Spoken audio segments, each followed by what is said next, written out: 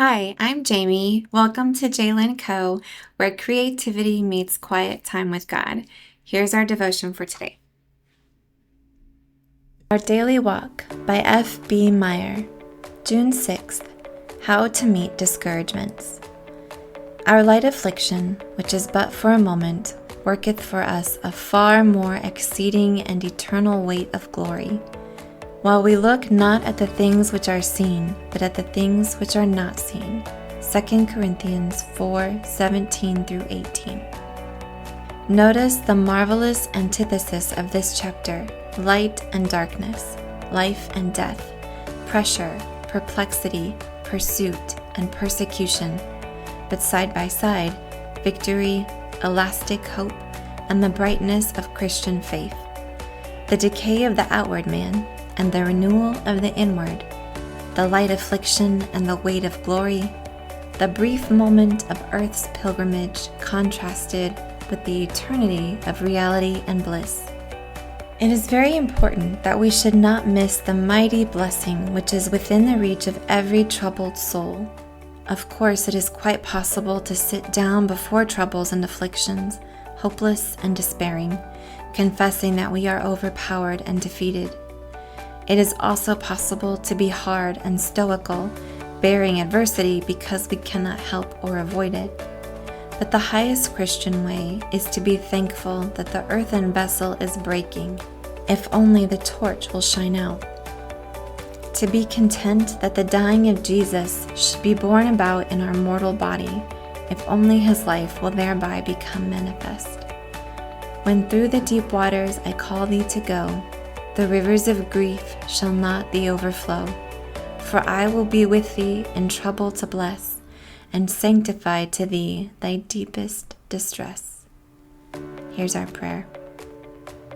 Fix my heart, O Lord, on thyself, that amid the changes and chances of this mortal life, I may be kept steadfast and unmovable and ever abounding in thy work. Amen.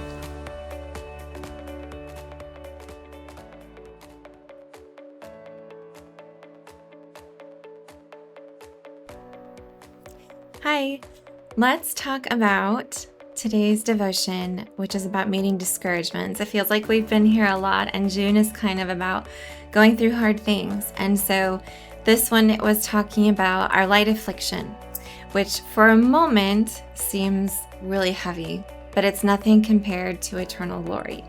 And there's this really beautiful this versus this kind of moment that he set up at the beginning, where it talked about light versus darkness and life and death, pressure, perplexity, pursuit.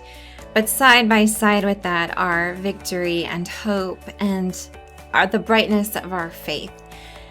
And its emphasis was about not missing the blessing in the brokenness, and that recognizing that our vessel is dying, cracking, going through hardships, but that what should be happening is the light of Jesus is shining through those cracks. And so when people see us going through something hard, they should see the beauty of Christ working in us. And that's a difficult thing to, I think, live out intentionally, because it does take intention when you're going through a hard thing to not let that become all-consuming, but to allow Christ to work through you still to even help other people.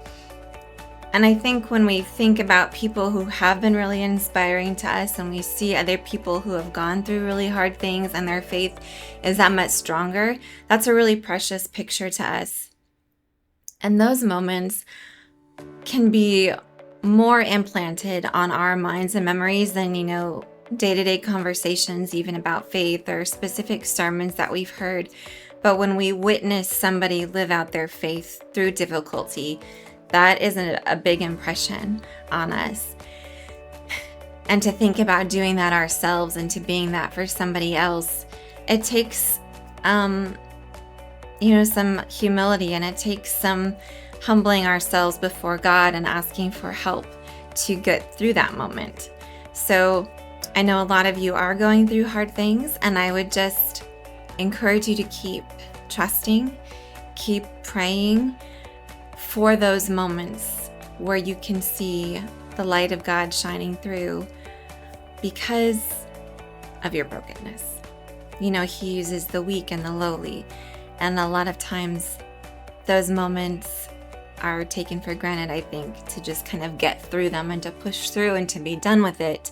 But maybe God is using it to help somebody else. So I hope that's encouraging to you. I know we've been sitting in sort of some darker thoughts, and they're convicting and challenging. And so I'm just praying for you. And if you need prayer, then please feel free to comment about that. You don't have to get specific, but prayer is a gift and we can use as much as possible. All right. So good to be with you guys. Talk to you soon.